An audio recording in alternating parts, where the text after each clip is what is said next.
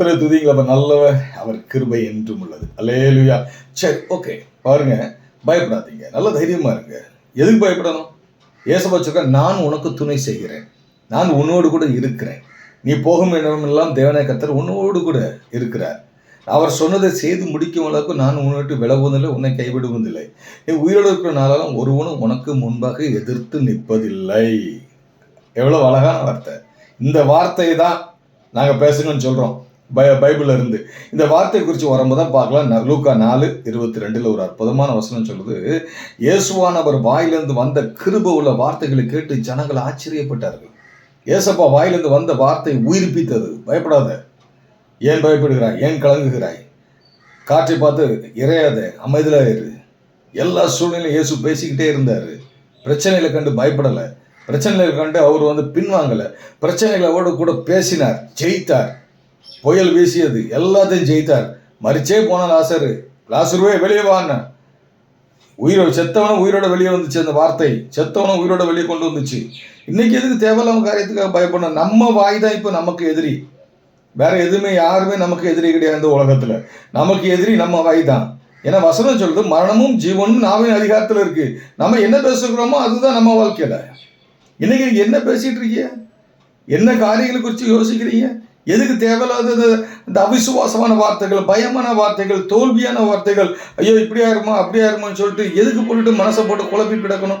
இல்லைங்க, நல்ல வார்த்தைகளை பேசுங்க. இப்போ முதல் எடுத்தோன்னு சொன்னேன் பார்த்தீங்களா, உன் கூட தான் நான் இருக்கேன்னு சொல்றாரு. நம்ம கூட இயேசு இருக்கும்போது நமக்கு எதுக்கு தேவையில்லாத பயங்கள், தேவையில்லாத பிரச்சனைகள்? அவர் யெகோவா, கர்த்தருடைய பருவத்தில் எல்லாம் பார்த்து கொள்ளப்படும்.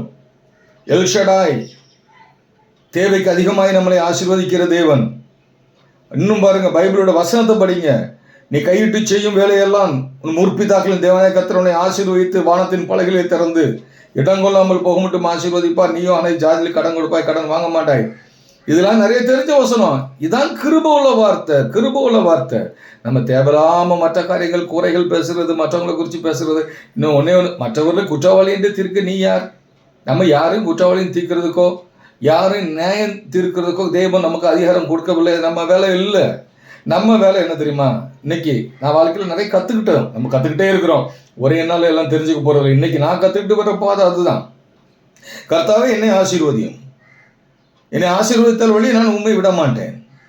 ஆண்டவரே நல்ல சுகம், பலன், ஜீவன், ஆரோக்கியத்தை தாரோம். தெய்வத்திட்ட கேட்க தேவன் கொடுத்துக்கிட்டே இருக்காரு.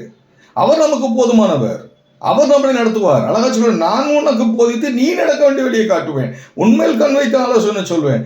கர்த்தர் நம்மோடு இருக்கிறார். தேவையில்லாத பயங்கள், நடந்த பழைய காரியங்களை குறித்து, அந்த பின்னாடியில் உள்ள தோல்விகளை குறித்து, அவமானங்களை குறித்து, ஐயோ அவங்க அப்படி சொல்லிட்டாங்க, இவங்க இப்படி சொல்லிட்டாங்க, மற்றவங்க குறை சொல்லுறாங்க. யாரும் குறை சொல்லியும் உங்களுக்கு ஒன்றும் ஆக போறதில்ல.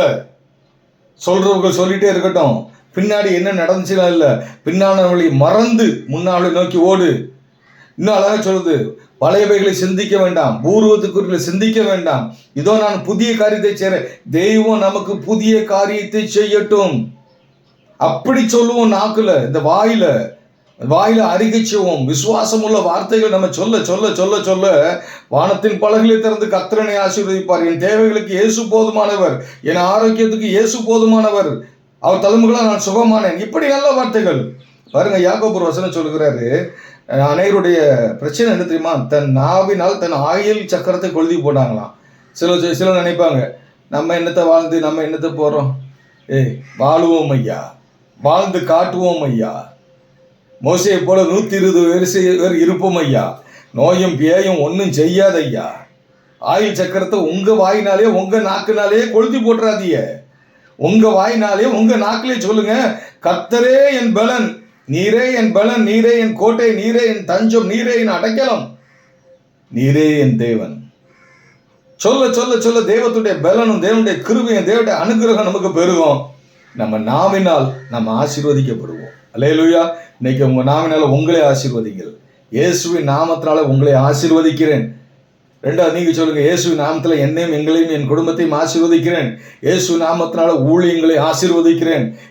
இயேசுவின் நாமத்தினால விசுவாச வீட்டார் இதை கேட்கிற அனைவர்களும் ஆசீர்வதிக்கப்படுவார்களாக. நல்ல வார்த்தை, கிருபையுள்ள வார்த்தை பேசுங்கள். கிருபை எங்களோடு கூட இருப்பதாக. கிருபையினால் வெண்கல கதவுகள் உடைக்கப்படும், இருப்பு தாழ்பால்கள் முறிக்கப்படும். அந்த கிரணத்தில் இருக்கிற பொக்கிஷமும் ஒளி பீடத்தில் இருக்கிற புதையலையும் இயேசு கொடுப்பார். அல்லேலூயா. God bless you. ஜெய கிறிஸ்து உங்களோடு இருப்பாராக.